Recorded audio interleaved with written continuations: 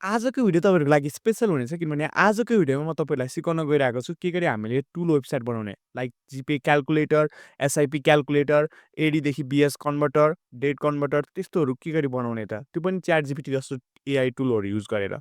म आज सिकाउने छु र तपाईँले यो भिडियो फुल हेरिसकेपछि तपाईँले मस्त सिक्नुहुनेछ भन्ने म बुझ्नेछु होइन र आजको भिडियो सुरु गरौँ है त र आज चाहिँ हामी एउटा टुल वेबसाइट बनाउन लागिरहेछौँ जुन चाहिँ एसआइपी क्याल्कुलेटर बनाउन गइरहेछौँ यो पनि एउटा टुल वेबसाइट हो र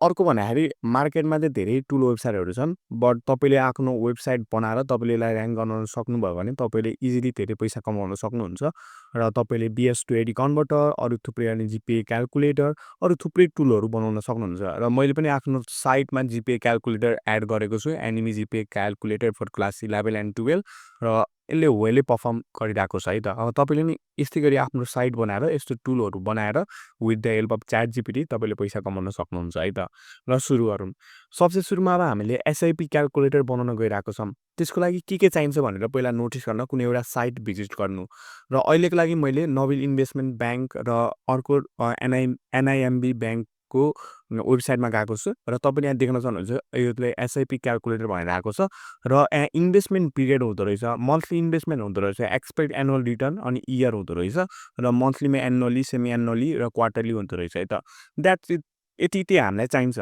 एसआइपी क्याल्कुलेटर बनाउनुको लागि भनेर हामीलाई थाहा भयो अब जस्ट यति थाहा छ भन्दाखेरि यसलाई कपी गर्नु र कपी गरेर यहाँ जानु र यहाँ पेस्ट गर्नु now I want to make a SIP calculator using HTML, CSS and JavaScript हो यति लेख्नु यति लेखिसकेपछि यसलाई फेरि कपी गर्नु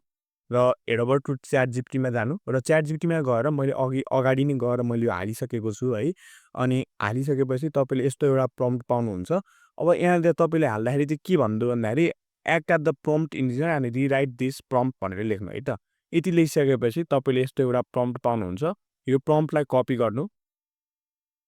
र कपी गरिसकेपछि सिम्पली अब कुनै पनि एउटा वेबसाइटमा जानु एआईको वेबसाइटमा अहिलेको लागि चाहिँ मैले deepseek युज गरिरहेको छु सो अब यसमा यहाँ पेस्ट गरिदिनु र त्यसपछि इन्टर गर्नु है त अब तपाईँको कोड च्याटजिपिटीले लेखेर दिन्छ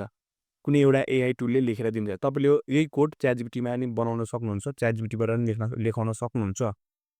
है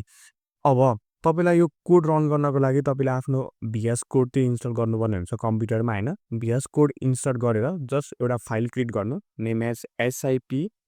मैले 1 राखेँ र त्यसपछि .html भनेर राख्नु र त्यसपछि अब तपाईँलाई यहाँ च्याटजिपिटीले कोड दिन्छ त्यो कोड यहाँ हाल्नुपर्ने हुन्छ है त च्याटजिपिटी त कुनै एउटा एआई टुलबाट कपी गर्नु त्यो कोड दिएको कोड है र यसले चाहिँ लेखिरहेको छ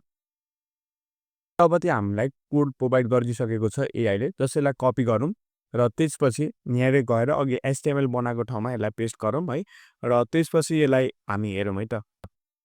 ओके बब्बाल बनाइदिएको रहेछ है त अब जस्ट यति गरिसकेपछि अब तपाईँले अर्को कुरा के गर्नु पर्यो भन्दाखेरि क्रस चेक पनि गर्नुपर्छ तपाईँको प्लेटफर्म